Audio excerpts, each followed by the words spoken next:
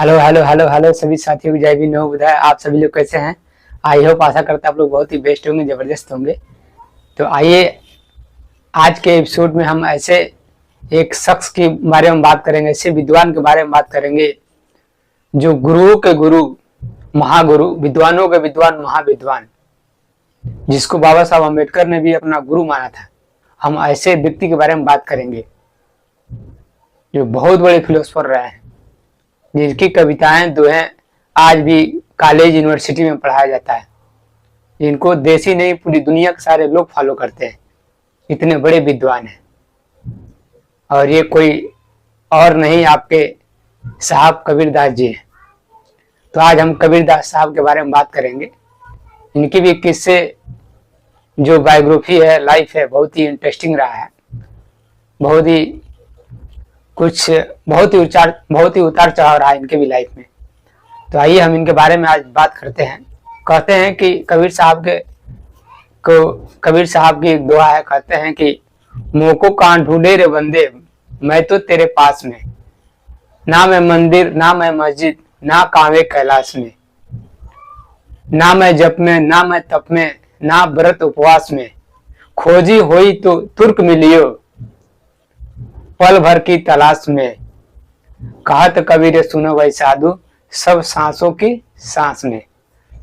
एक कबीर साहब ने बोला, इनको कहा जाता है कि ये भक्ति काल में, ये समझे कि भक्ति कर रहे थे।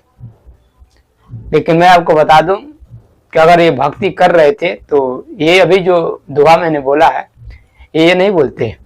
वो भक्ति नहीं कर रहे थे, वो समझिए कि जो पाखंड अंधविश्वास जो समाज में फैला हुआ, कुर्तियां जो फैली हुई है, इन पाखंड अंधविश्वास को के जाल को काट करके समाज में सामाजिक जागरूकता फैला रहे थे, समाज को एक नई दिशा दे रहे थे। इसके वजह से बहुत बड़ा परिवर्तन हुआ, बहुत बड़ा चेंजिंग हुआ। एक तरह से मैं बता दूं कि ये भगवान बुद्ध के बाद से ये दूसरा विद्वान है, ये दूसरा बुद्ध है। लेकिन यहाँ बात यह है कि अगर कबीर साहब जब पैदा हुए थे तो बुद्ध के बारे में जरूर जानते होंगे, और जानते होंगे तो उनको भी बुद्ध दुनिया का सबसे बड़े विद्वान है तो उनको फॉलो करना चाहिए। लेकिन उन्होंने बुद्ध की तरह अपनी वेशभूषा नहीं बनाई, दूसरा बनाया। क्यों? क्योंकि उस समय जब बृहद्रथ मौर्य सम्राट जो राजा बृहद्रथ था, जब उसकी पुष्यमित्र शुंग ने जब हत्या की तो क्या हुआ कि बड़े पैमाने पर भिक्षुओं का कत्लेआम किया गया, और उसके ऊपर वो एक इनाम भी रखा था कि जो एक भिक्षु का सर काट के लाएगा उसको 100 स्वर्ण मुद्राएं मिलेगी। जिसके वजह से क्या हुआ कि भिक्षुओं का सर काट दिया गया, और कुछ जो बचे वो जापान, कोरिया, श्रीलंका, थाईलैंड भग गए, और जो यहाँ इंडिया में बच गए उन्होंने क्या किया, अपनी वेशभूषा चेंज कर लिया। तो जब कबीर साहब ने आया तो जब ये सारी स्थिति जब देखा तो क्या किया, उन्होंने कहा कि मुझे इस भेष में नहीं काम करना है। उन्होंने क्या किया, अपनी चोला बदल ली, साधारण तरीके में आ गया, एकदम साधारण वेशभूषा में आ गया, और आ करके सफेद वस्त्र पहन करके काम किया ताकि उनको कोई पहचान न पाए। क्योंकि एक ये जो जैसे कपड़ा मैं पहना हूं, ये क्या एक पहचान है, इससे हमको कोई भी कहीं भी जाने में पहचान सकता है, ये फला व्यक्ति है। लेकिन वही हम पैंट शर्ट पहन ले, साधारण कपड़े पहन ले कोई, तो हम पास से हम कहीं से गुजर जाए लेकिन हमको उतना लोग नहीं पहचाने जितना इस वस्त्र में पहचानेंगे। इसलिए कबीर साहब ने चिवर धारण नहीं किया था, इस अपने एक सिंपल भेष में आकर के काम किया। लेकिन उनके साथ भी बहुत ही दुर्घटनाएं हुई, उनको भी मारने के लिए बहुत सारे प्लान किए गए, लेकिन फिर भी वो सारे प्लान फेल रहा, कामयाब नहीं हो पाए। क्योंकि वो क्या कर रहे थे, क्योंकि वो प्रेम का इस्तेमाल कर रहे थे। जो सीक्रेट मैंने बताया था कल की वीडियो में, उस शब्द का इस्तेमाल कर रहे थे। उसमें इतनी पावर, इतनी शक्ति है कि सामने वाला अगर आपको मारने के लिए आ रहा है तो उसका समझिए हृदय बदल जाएगा, मन बदल जाएगा, हृदय परिवर्तित हो जाएगा। वो समझिए मार ही नहीं सकता है आपको, जब सामने आकर के उसके हाथ रुक जाएंगे। इसमें इतनी पावर है, और मैंने तो इसको पूरी प्रैक्टिकल करके देखा है कि कितनी पावर है। मेरे साथ भी 2-3 बार ये घटनाएं हो चुकी है। अभी एक बार लॉकडाउन में हुआ था।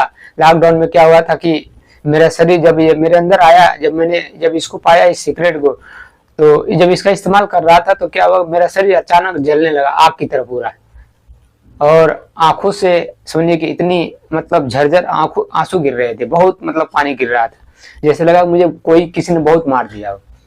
और अंदर से इतनी खुशी जैसे लगा कि मैं पूरी दुनिया में सारे खजाना पा गया हूँ। ये घटनाएं मेरे साथ एक बार हो चुका है। दूसरी घटना आपका, जब मैं बम में काम कर रहा था, संगठन में जब जुड़ा हुआ था, तो उस समय हुआ था। और उसमें जब हुआ तो उसमें क्या हुआ कि मेरे अंदर अचानक कुछ ऐसा हुआ कि मतलब सब कुछ बेकार लगने लगा। ये जितनी जो भी चीजें हैं सब दुनियादारी समाज सब बेकार लगने लगा। ये फैसिलिटी, खाना पीना, घूमना, मौज मस्ती सब बेकार लगने लगा। और मैं मतलब एकांतवास में वास करने लगा। मैं अकेले रहना पसंद करने लगा।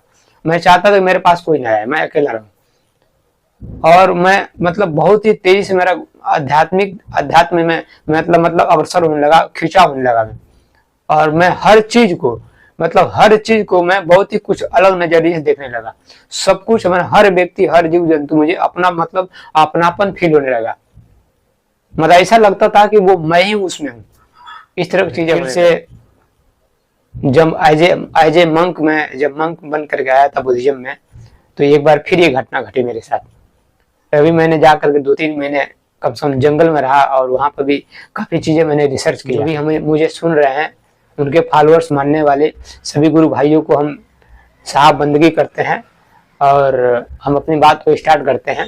कहते हैं कबीर साहब को कि भक्ति काल में आकर भक्ति कर रहे थे, लेकिन मेरा मानना है कि वो भक्ति नहीं कर रहे थे।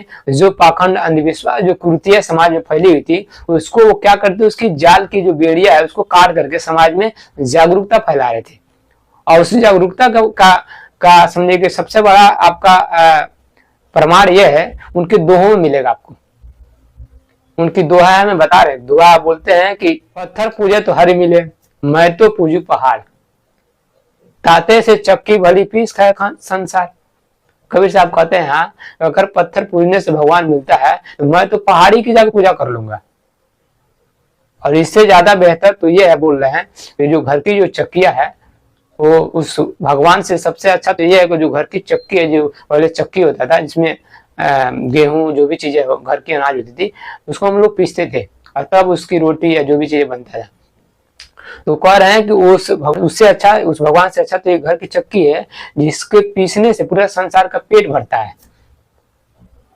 तो इस तरह की जो बातें बोल रहा है, कर रहा है, हमें तो नहीं लग रहा वो भक्ति कर रहा था। वो समाज में जागरूकता फैला रहे थे, सामाजिक आंदोलन कर रहे थे। तभी तो बाबा साहब ने गुरु माना।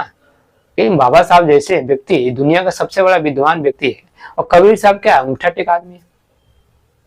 कबीर साहब पढ़े लिखे नहीं थे, इसलिए बोला तो उन्होंने मस्त कागज छुओ नहीं, कलम गए नहीं हाथ। ये क्यों बोला था?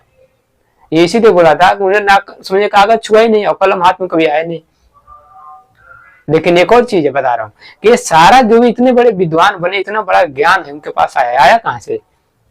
तो आपको बता दूं कि जिस सीक्रेट का इस्तेमाल बाबा साहब ने किया, बुद्ध ने किया, बुद्ध ने ही तो खोजा था, और नेल्सन मंडेला किया, मार्टिन लूथर किंग किया, बराक ओबामा जैसे व्यक्ति ने इस्तेमाल करके अमेरिका जैसे देश का राष्ट्रपति बना।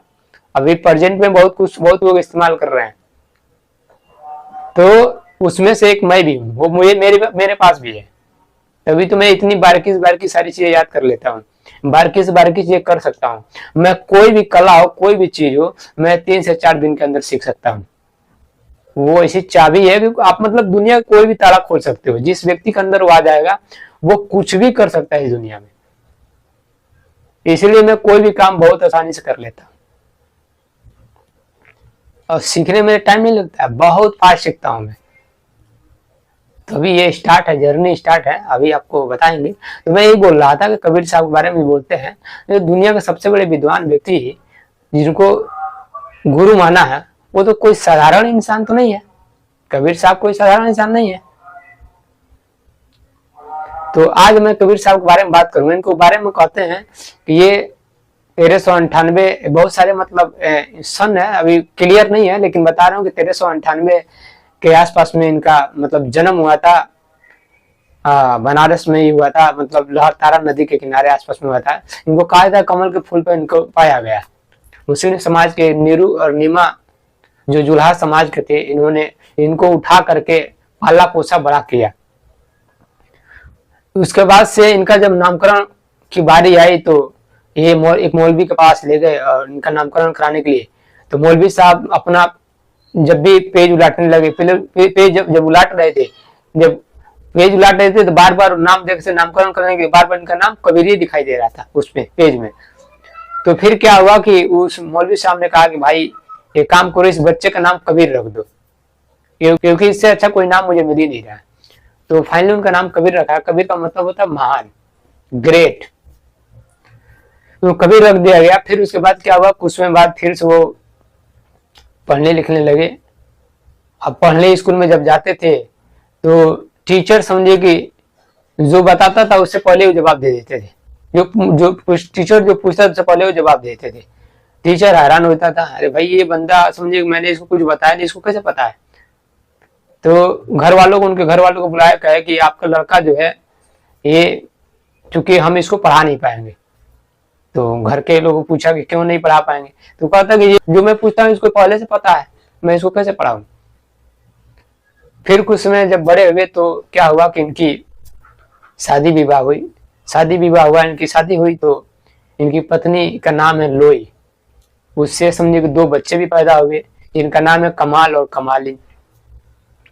फिर उसके बाद से क्या हुआ कि थोड़ा लाइफ की जर्नी थोड़ा आगे बढ़ी तो कबीर साहब सोचते थे कि मैं किसी को अपना गुरु बनाऊं। उनके मन में जिज्ञासा उठी कि मैं भी किसी को गुरु बनाऊं, और वो गुरु मेरा रामानंद स्वामी हूँ। तो क्या हुआ, एक बार की बात इनकी किस्सा बताते हैं कि बनारस के घाट पे ही वो, इनको पता चला कि वो सुबह 4 बजे स्नान करने आते हैं और स्नान करने आते, लेकिन उनकी सबसे बड़ी प्रॉब्लम ये थी कि वो नीची जाति के किसी भी लड़के को गुरु नहीं बनाना चाहते, किसी भी लड़के को चेला नहीं बनाना चाहते, क्योंकि कभी, और खासकर उस व्यक्ति को जिसका कोई माँ बाप ही नहीं है, इसकी कोई जात का पता ही नहीं है। कबीर साहब का तो कुछ पता नहीं था। तो इसलिए वो ब्राह्मण थे, तो वो ब्राह्मण समझिए कि इनको समझिए कि अब चेला के रूप में एक्सेप्ट नहीं कर रहे थे। तो क्या हुआ कि एक बार की बात है कि कबीर साहब समझिए कि पता चला कि गुरु रामानंद समझिए कि सुबह 4 बजे उठ करके स्नान करने जाते हैं, गंगा स्नान करने। तो क्या हुआ कि कबीर साहब गए और जहां स्नान करने जा रहे थे उससे सीढ़ियों पर सो गए, लेट गए। और जैसे ही जब आए, गुरु रामानंद जब आए तो उनका पैर कबीर साहब के ऊपर पड़ गया, और जैसे ही पड़ा तो उसने कहा राम राम राम राम राम राम। अब तुरंत कबीर साहब उठे, कहे बस मिल गया मुझे गुरु मंत्र, और उनका पैर पकड़ लिए, कहे कि मुझे अपना चेला बना लीजिए। लेकिन उन्होंने एक्सेप्ट नहीं किया, फिर बाद में एक्सेप्ट किया। लेकिन एक प्रॉब्लम ये थी कि वो हमेशा अपने से दूर रखते थे, कबीर साहब को अपने पास नहीं रखते थे, सामने नहीं आने देते थे। कोई बात करते थे तो पर्दे के अंदर जाके बात करते थे। पर्दा लगा होता था, पर्दे के इधर कबीर साहब होते थे, रामानंद इधर होते थे, और तब बात होती थी। इस तरह की बातें थी। तो उन्होंने एक्सेप्ट तो किया, लेकिन इसी तरह एक और घटना हुई कि एक बार की बात है कि गुरु रामानंद समझे कि पूजा कर रहे थे। उसमें क्या था कि जो राम की जो मूर्ति थी, उस मूर्ति पे मुकुट लगा हुआ था और उसमें माला पहना रहे थे। माला छोटा था, वो माला उनके गले में जा नहीं रहा था, और बीच में समझिए कि कपड़ा लगा था, पर्दा लगा था। सारे भक्त और सारे लोग दूसरे बगल थे, और गुरु रामानंद समझिएगा आप अकेले थे। तो कबीर साहब ने कहा कि गुरु जी क्या कर रहे हैं, वो माला उसमें नहीं जाएगा, तो उसका मुकुट निकालिए उनका, और माला डाल के फिर मुकुट डाल दीजिए, माला हो जाएगा, चला जाएगा गले में। तो गुरु रामानंद ने कहा, अरे कबीर को तो कुछ सब कुछ दिखता है, हटाओ हटाओ इस कपड़े को हटाओ, उस पर्दे को हटवाइए, कहे कि हटाओ। एक कबीर सामने उनको पैर पे समझिए कि पैर पे गिरे, लेकिन उन्होंने क्या किया कि गले लगा लिया उठा करके, कहा कि तुम इस लायक नहीं हो, तुम यहाँ नहीं हो, तुम्हारा जगह यहाँ नहीं है, और गले लगा लिए। सुनिए कि उनकी मतलब जो दोहे हैं, जो बात करते थे सदुकड़ी भाषा में बात करते थे, जो बात बोलते थे उसका एक वजन होता था, एक उसकी मापतौल होती थी, उसका एक मतलब होता था। बनारस के ब्राह्मणों ने कहा कि कबीर तुम कुछ भी बोलते हो, तुम्हारे बात का बहुत ज्यादा असर होता है लोगों के ऊपर, लेकिन हम लोग कुछ भी बोलते हैं तो कोई असर ही नहीं होता है। तो कबीर साहब कहते हैं कि तू कहता कागज की लेखी और मैं कहता आखन की देखी। बोल रहे हैं कि तू कागज का लिखा हुआ बात बोलता है, इसलिए तुम्हारी बात का असर नहीं होता। मैं आंखन के देखी, मतलब अब मैं जो अनुभव कर रहा हूं, जो अनुभव किया, जो एक्सपीरियंस किया है, उसकी बात करता हूं, इसलिए लोगों पर असर होता है। तो इसी तरह से उनकी ख्याति धीरे धीरे बढ़ने लगी। और एक घटना एक और घटी बीच में। एक बार की बात है कि बनारस घाट पे ही कुछ ब्राह्मण समझिए स्नान कर रहे थे, और तभी एक समझिए कि एक ब्राह्मण समझिए बैठे हुए थे, चौतरे पे ही बैठे हुए थे, और उन्होंने जल मांगा, अपने चेलों से मांगा जल नहाने के लिए। अब कबीर साहब वहीं पे थे, बच्चे थे, उनको पता था नहीं, बैठे थे, तो वो भी उन्होंने देखा कोई दे नहीं रहा था, क्या कि उन्होंने उसका कमंडल उठा करके जल भर के उनको दे दिया नहाने के लिए। तब तक वो देखा, कहते छू छू छू छू छू, अरे ये तो शुद्र है, ये तो नीच समझिए हमारा कमंडल छू दिया, अपवित्र कर दिया सारा। तो फिर क्या हुए, सारे ब्राह्मण आ गए उनको मारने के लिए। जब इकट्ठा हो गए सारे, और तो उन्होंने कहा कि इसको शुद्ध करो। तो कबीर साहब ने कहा, तुम पूछने लगे कि इसको क्यों तुमने छुआ, क्यों जल भर के दिया, तुमको पूछना, तुमसे मांगा गया था, तू तो नीच है, छूत है, तू मेरा कमंडल अपवित्र कर दिया। तो कबीर साहब ने कहा कि काम करो, आप लोग तो शुद्ध करते हो ना, तो आप इस कमंडल को गंगा माँ के जल से शुद्ध कर दो। तो उसने कहा कि जो गंगा माँ तुम्हारे कमंडल को शुद्ध नहीं कर सकती है, वो मुझे क्या शुद्ध करेगी। तो वहां पर भी काफी विवाद हुआ, काफी समझे कि संवाद हुआ। एक समय ऐसे ही फिर एक और घटना है कि जब आपके ये बहुत बड़े पैमाने पर जब समझे जागरूकता फैला देते, तो इसकी वजह से क्या हुआ, चारों तरफ इनके विरोधी लोग हो गए, बहुत सारे लोग विरोध हो खड़े हो गए, और खासकर से इनके फील्ड के लोग और आध्यात्मिक जगत के लोग और ज्यादा विरोध हो गए, क्योंकि इनकी बातों में वजन होती, दम होता है। क्योंकि जो बात बोलते थे बहुत ही नाप तोल के बोलते थे, और ये सही बात किसी को पचती नहीं थी। तो ये बात पहुंच गया सिकंदर लोदी के दरबार में। और यहाँ मैं बता रहा हूँ, सिकंदर लोदी एक अलग था और एक सिकंदर महान था, जिसने पूरी दुनिया पर राज किया, तो अलग था, ये सिकंदर लोदी अलग है। तो सिकंदर लोदी के दरबार में जैसे ही पहुंचा है, तो उसने क्या किया, कबीर साहब को बुलवाया। अब बुलवाया तो कबीर साहब जब उसके दरबार में पहुंचे, तो उसको सर झुका करके वंदना नहीं की, सर झुका करके नमन नहीं किया। तो बहुत नाराज हो गया, और उसने पूछा कि तुम ऐसा क्यों कर रहे हो, तुम मुझे समझे कि सर झुका करके वंदना नहीं किया, मेरी वंदन नहीं की, तो मेरा स्वागत नहीं किया। तो कबीर साहब ने कहा कि मैं ऐसे किसी व्यक्ति के सामने सर नहीं झुकाता, मैं सिर्फ उसी के सामने सर झुकाता हूँ जिसने सबको बनाया, और वो एक ही है, वो अल्लाह ताला, एक ही भगवान ईश्वर गॉड है जिसके सामने सर झुकाता हूँ। उसने ही आपको ही बनाया, मुझे ही बनाया, सब कुछ बनाया। अगर वो ठीक है, बाकी हम सब कुछ ठीक है, क्योंकि अगर वहां मैं नहीं बिगाड़ूंगा, तो फिर मेरा कोई कुछ नहीं बिगाड़ सकता। सिर्फ मैं उसी के सामने सर झुकाता हूँ, किसी सामने सर नहीं झुकाता हूँ। तो इस बात को सुन करके, मतलब बहुत ही सुन करके सिकंदर लोदी बड़ा खुश हुआ, और कहा कि यार, वहां से कहा चलो इनको रिहा करो, इनको हटाओ यहाँ से, उनको छुड़वा दिया। लेकिन फिर बाद में क्या हुआ कि दबाव ज्यादा बढ़ा, प्रजा का ज्यादा दबाव बढ़ा। तो कुछ समय बाद फिर से क्या किया कि वो जो सिकंदर लोदी था, फिर कबीर साहब को बुलवाया, पकड़वा के बुलवाया, और प्रजा के दबाव में क्या हुआ, उनके साथ बहुत सारी घटनाएं घटी। उनको हाथी से कुचलवाने का कोशिश किया गया, उनको बात करके समुद्र में फेंक दिया गया, लेकिन फिर भी वो मरे नहीं, बच गए, क्योंकि वो नेचर की पावर का इस्तेमाल कर रहे थे, प्रेम का शक्ति का इस्तेमाल कर रहे थे। और जब प्रेम की शक्ति का इस्तेमाल व्यक्ति जब करता है, तो फिर उसके साथ कुछ हो नहीं सकता, कुछ भी नहीं हो सकता, कोई भी मार नहीं सकता उसको, क्योंकि इतनी पावर है, क्योंकि यूनिवर्सल पावर है। एक और इनकी कहानी है, घटना है। एक बार बात है कि वो बनारस जा रहे थे, और कहीं जा रहे थे, तो रात हो गया। तो रास्ते में एक मंदिर था, उस मंदिर में रुके, और पुजारी से कहा मुझे रुकना है, मैं सुबह जाऊंगा। तो उसने कहा ठीक है, रुक जाओ। अब जगह था नहीं सोने के लिए, मंदिर था, मंदिर में ही सोना था। अब सब लोग सो रहे थे, और कबीर साहब क्या किए, जहां मूर्ति थी, मूर्ति के पास जाकर सो गए। सब लोग अलग अलग सो रहे थे, कबीर साहब रुके उस मंदिर में, जा करके मूर्ति के पास सो गए, मूर्ति के सामने पैर करके सो गए। तो जब रात हुई कुछ, तो मंदिर का पुजारी उठा, कहा गया लड़का है कहाँ गया लड़का, यहाँ रुका था, कोई चोर वोर तो नहीं था, सामान वामान तो नहीं लेकर भाग गया। तो उसने उठा, देखने लगा रात को कहाँ है, तो जो घूमते घूमते आए तो देखा तो सोया हुआ, मंदिर में सोया हुआ है, और वो भी भगवान के सामने पैर करके सोया हुआ। तो कहा है क्या कर रहा है तू, ये कहाँ पैर किया हुआ, चल पैर इसके किनारे कर। तो कबीर साहब कहे कि मेरे पैर से भगवान का, आपके भगवान को कोई परेशानी नहीं हो रही है, तो आपको क्या परेशानी हो रही है। तो कहा कि तू जानता नहीं है भगवान के सामने पैर करके सोते हैं। तो कहा कि एक काम करो पुजारी जी, अगर आपको परेशानी है मेरे पैर से तो आप मेरा पैर हटा दो। अब वो गुस्से में आकर के पैर उठाया, उठा करके हटाने लगा। अब जिधर हटा रहा तो उधर ही मूर्ति जा रही थी, जिधर हटा रहा था पैर उनका उधर ही उनकी मूर्ति घूम के जा रही थी। अब वो चक्कर में पड़ गए क्या हो रहा है। और फिर लास्ट में वो कबीर साहब के पैरों पर गिर करके माफी मांगा, कहा कि मुझसे बहुत बड़ी भूल हो गई, गलती हो गई, माफ कर दीजिए, मैं आपको पहचान नहीं पाया। एक बार और घटना है उनके साथ कि क्या हुआ कि वो कहीं यात्रा करते हुए जा रहे थे, तभी उन्होंने देखा कि कुछ लोग, कुछ ब्राह्मण लोग और बैठ करके पूजा पाठ कर रहे हैं।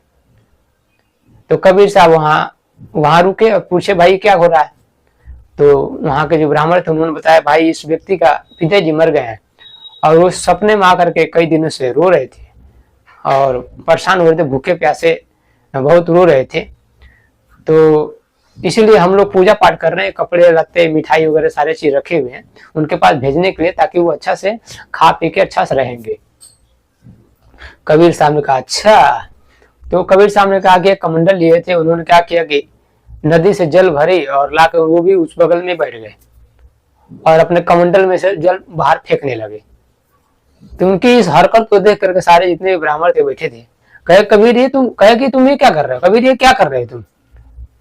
तो कहे कबीर साहब ने कहा क्या करें आप, हमारी जो खेत है ना काफी दिन से सूखा पड़ा हुआ है, उसमें पानी नहीं गिरा है, काफी दिन से पानी नहीं डाला गया है, सूखा पड़ा हुआ है, तो मैं अपने खेत को सिंचाई कर रहा हूँ, खेत में पानी डाल रहा हूँ।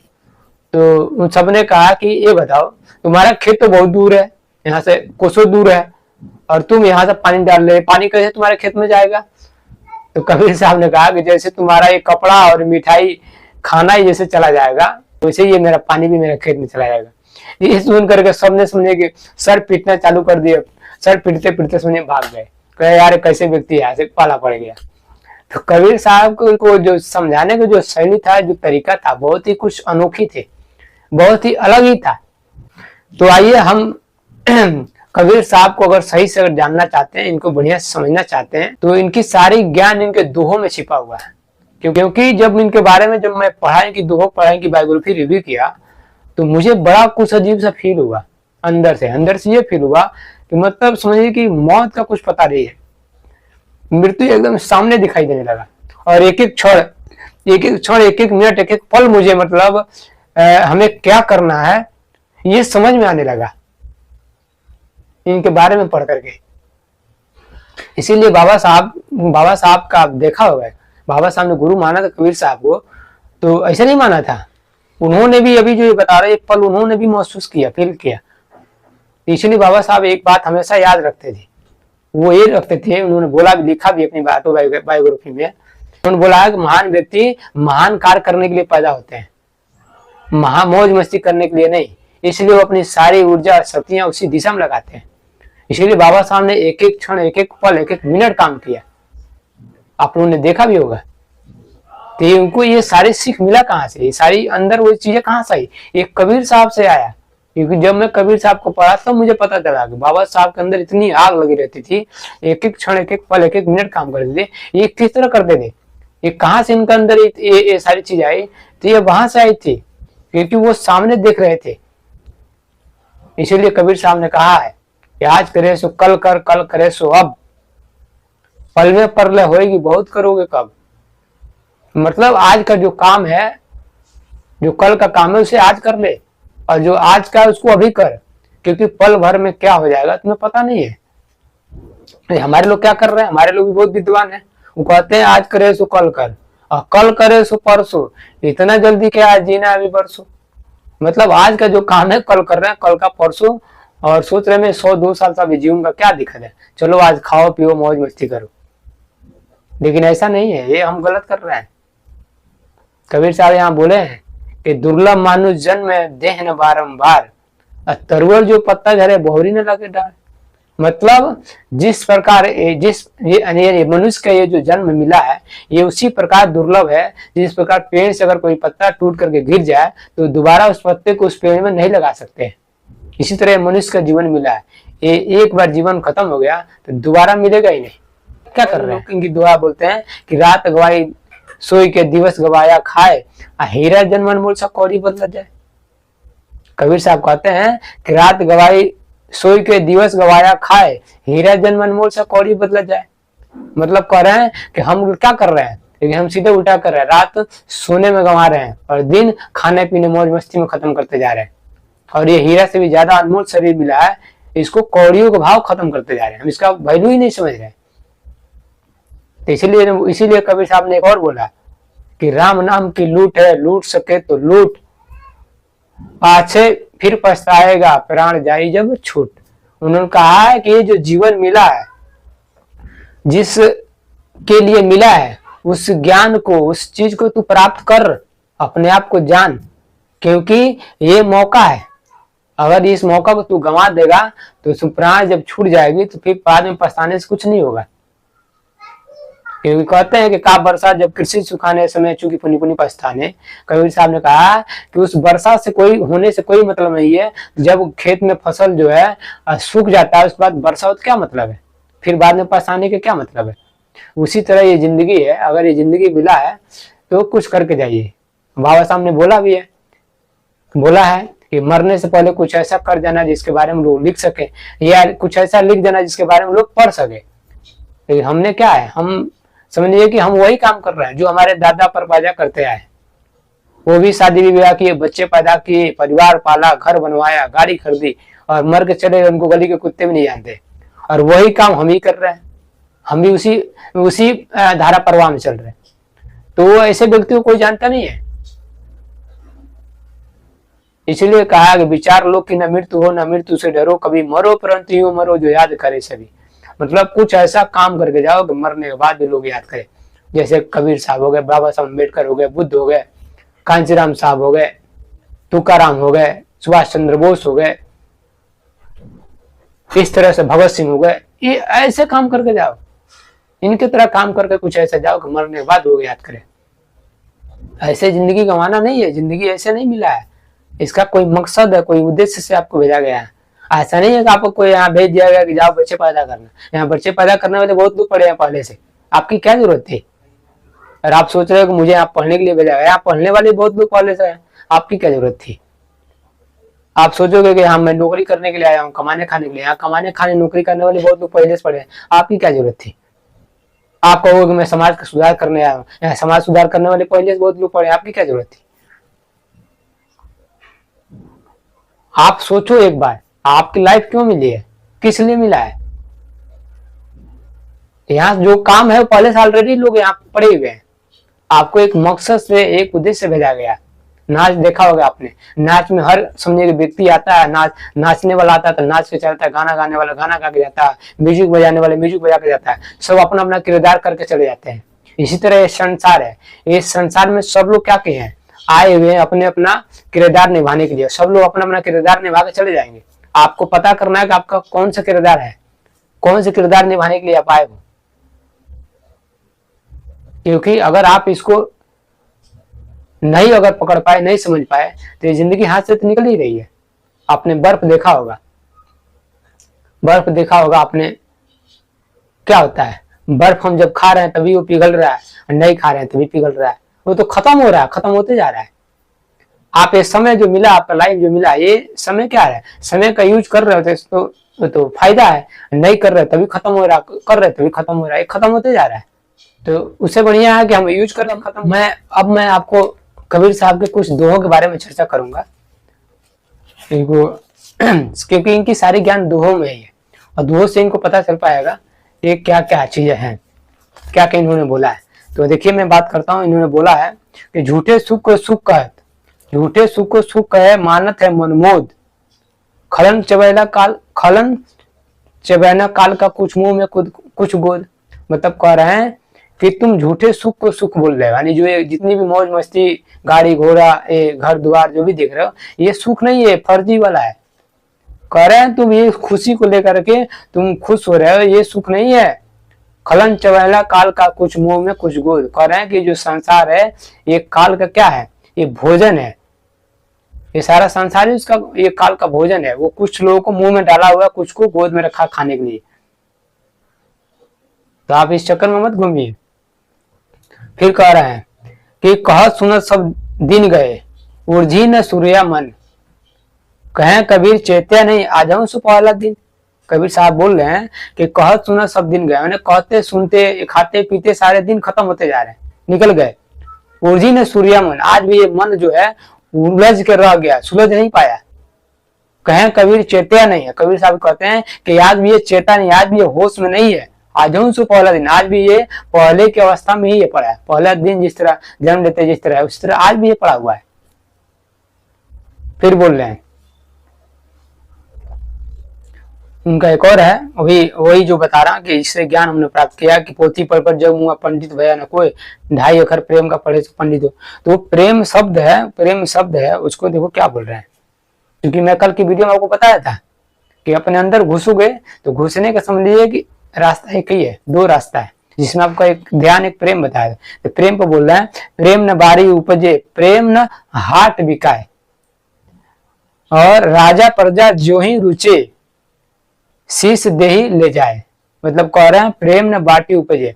प्रेम कह रहे हैं प्रेम ना ही बाग में उपजता है, ना ही जन्म, ना ही बाग में आपको सुने पैदा कर सकते हैं। और प्रेम ना ही हाट बिका है, ना ही बाजार में आप बिकाता है, ना ही बाजार में बिकता है। राजा प्रजा जो ही रुचि, यानी राजा प्रजा या कोई भी व्यक्ति हो जिनकी ये जो लोग इनको इसको प्राप्त करना चाहते हैं, शीश दे ही ले जाए। मतलब आपके अंदर जो आपके अंदर अहंकार है, मोह माया अहंकार ईर्ष्या लालच, इसको क्या करना पड़ेगा, इस चीज को काटना पड़ेगा, खत्म करना पड़ेगा, तभी इसको लेके जा सकते हैं, आप प्राप्त कर सकते हैं, प्राप्त नहीं कर सकते। इन्होंने एक और बोला कि पानी केरा बुध बुधा असमानस की जात, एक दिन सब छिप जाएगा ज्यों तारा प्रभात। इनका कहना है कि पानी केरा बुध बुधा असमानस की जात, यानी मनुष्य की जो जाति है उसी तरह है जिस तरह बारिश की जो बूंद गिरता है और बुलबुले उठते हैं निकल करके तुरंत फूट जाते हैं, इसी तरह मनुष्य का जाति है, मनुष्य का जीवन है। एक दिन सब छिप जाएगा ज्यों तारा प्रभात। मतलब जैसे रात के बाद से सुबह होता है तो जो भी तारे होते हैं सारे तारे छिप जाते हैं, उसी तरह ये लाइफ है, ये जीवन है, ये भी एक दिन पता नहीं चलेगा कब छिप जाएगा, इसलिए सावधान रहना। फिर बोल रहे हैं कि आया है सो जाएगा राजा रंग फकीर, एक सिंहासन चढ़ चढ़े एक बधे जंजीर। मतलब जो भी इस धरती पे जन्म लिया है, चाहे वो राजा हो, रंग हो, फकीर हो, कोई भी हो, सबको जाना है एक दिन। और एक सिंहासन बध चले, एक सिंहासन चढ़ चढ़े एक बधे जंजीर। मतलब एक ही सिंहासन पे चढ़ के जाना है, वो है पचाठी पे एक ही सिंहासन पर एक ही रस्सी से, मौत की रस्सी से बांध करके सबको चले जाना है। बोल रहे हैं कि जब मैं था तब हरि नहीं, अब हरि है मैं नहीं। प्रेम गली अति सांकरी, जामे दो न समाये। कह रहे हैं कि जब मैं था तब हरि नहीं, अब हरि है मैं नहीं। इसका मतलब बोल रहे हैं कि जब मेरे अंदर अहंकार था, क्रोध था, ईर्ष्या था, लालच थी, माया था, तो मेरे अंदर वो भगवान का, वो ईश्वर का, वो राम का वास नहीं हुआ।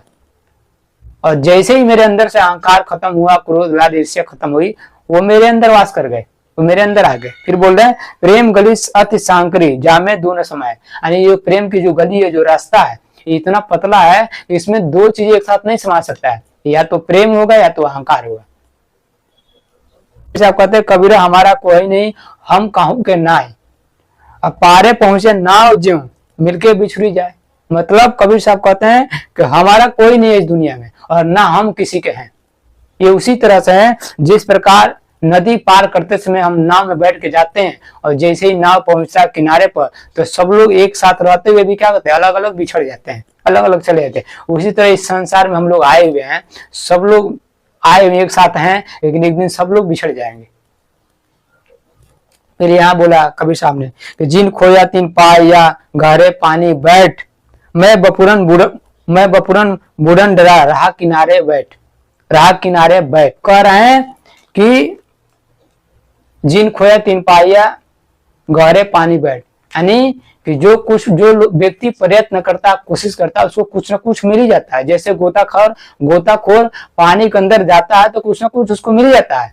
लेकिन मैं अपना बूढ़न डरा रहा किनारे बैठ, मतलब जो डर के मारे, डूबने के डर के मारे किनारे पे बैठे रहते हैं, उनको कुछ नहीं मिलता है। इसलिए कहा गया है कि इंतजार करने वालों को उतना ही मिलता है जितना कोशिश करने वाले छोड़ जाते हैं। फिर आगे इन्होंने कहा, कबीर साहब बोल रहे हैं कि कस्तूरी कुंडल मृग बसे मृग ढूंढे बनमाई, ऐसे घटघट राम में दुनिया जानत नहीं।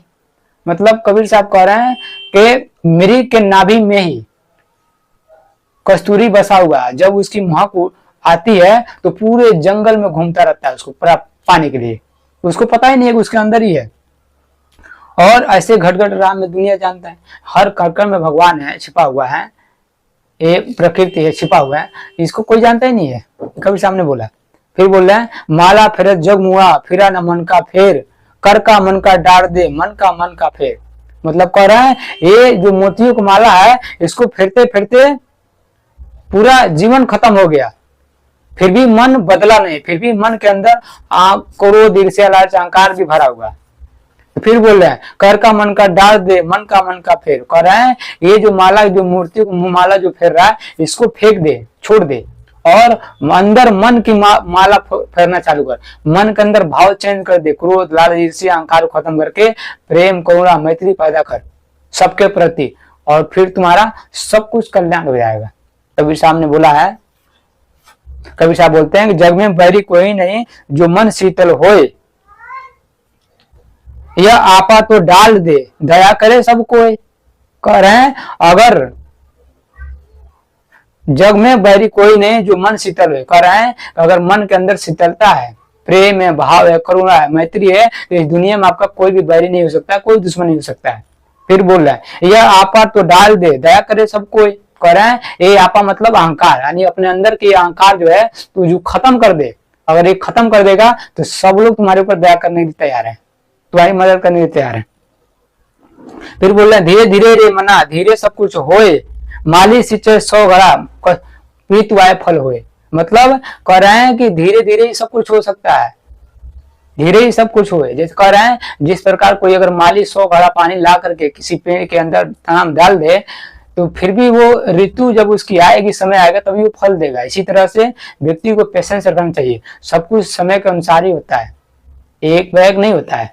फिर बोलते हैं मलमल धोए शरीर को धोए न मन का मैल, नहाए गंगा गोमती रहे बैल के बैल। यानी करेंगे शरीर को तुम मल के जितना मन करे धो लो, नहा लो, साफ कर लो, लेकिन अगर मन का मैल, जो मन के अंदर जो मैल है उसको साफ नहीं करोगे तो चाहे तुम गंगा में नहाओ, आरती करो, पूजा पाठ करो, कुछ भी कर लो, तुम बैल के बैल ही रहोगे।